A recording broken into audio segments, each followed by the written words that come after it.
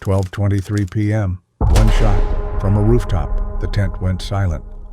Within hours, the FBI posted a $100,000 reward.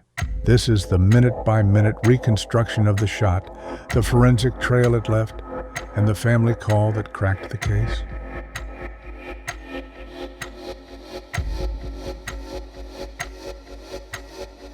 You read this, you are gay, LMAO.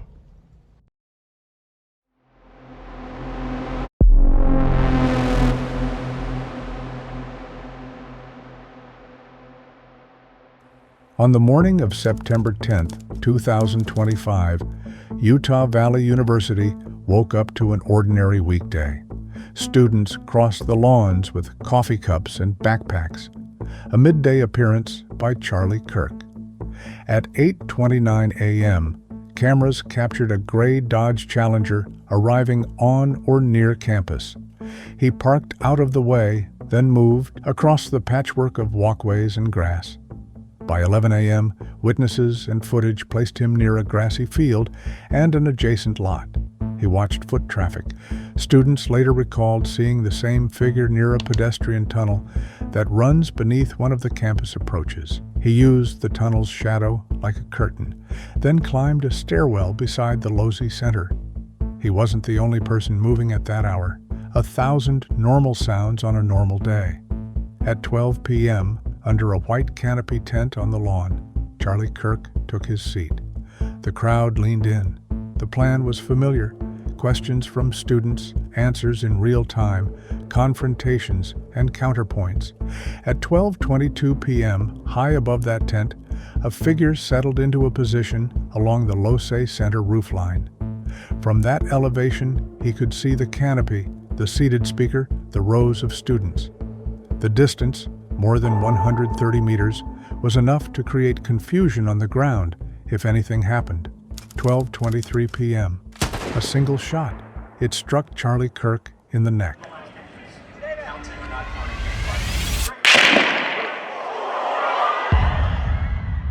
For a fraction of a second, the campus held its breath. The tent, so it would be in the campus. And they just moved. What was that? Holy shit!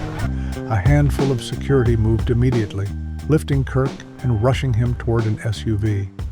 Students scrambled in all directions, some to the ground, some away from the lawn, some frozen, eyes fixed on the sky and the surrounding rooftops. The shooter moved down the north corner of the building where the ground rises, using the slope to disappear faster than a descent by stairs.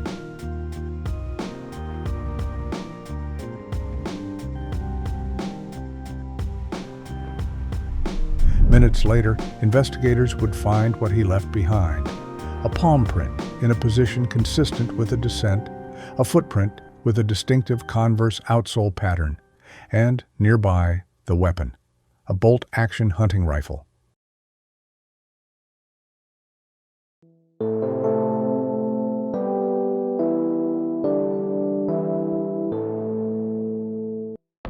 The first emergency calls hit dispatch at 12:26 p.m.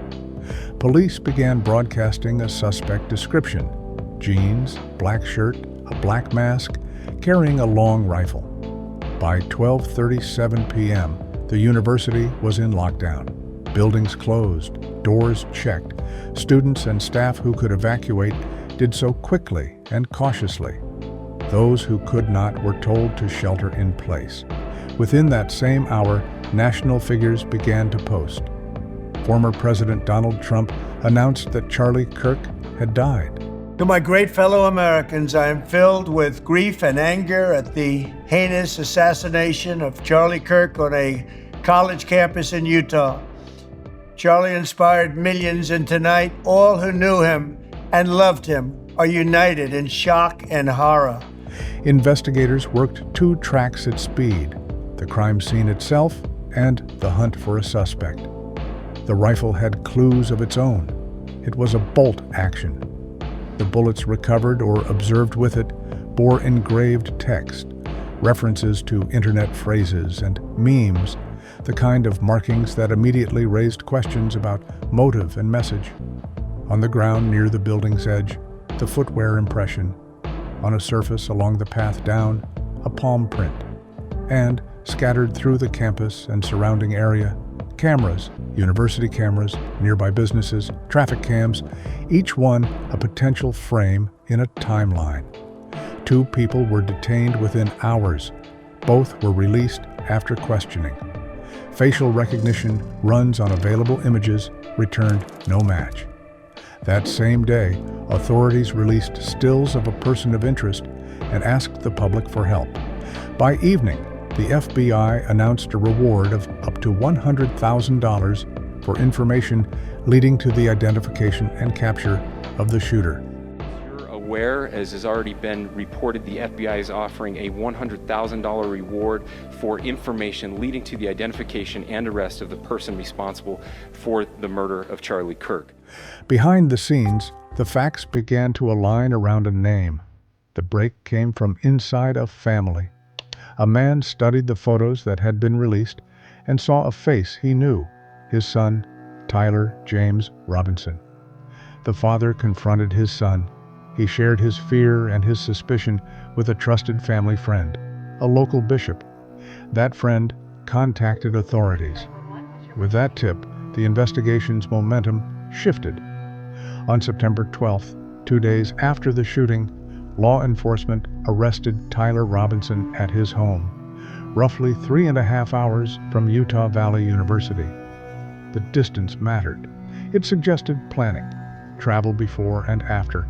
During subsequent interviews, investigators also spoke with Robinson's roommate, who provided private messages that, according to reports, described retrieving a rifle from a drop location, wrapping and concealing it, and circling back to watch the area.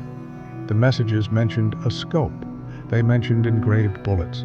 While the arrest brought a suspect into custody, it did not answer every question. Motive remained unclear. Prosecutors moved forward with charges. A judge ordered Robinson held without bail. Calling the case 251403576, State of Utah versus Tyler James Robinson. He made a first appearance by video on September 16th. Could you state your name? Tyler James Robinson.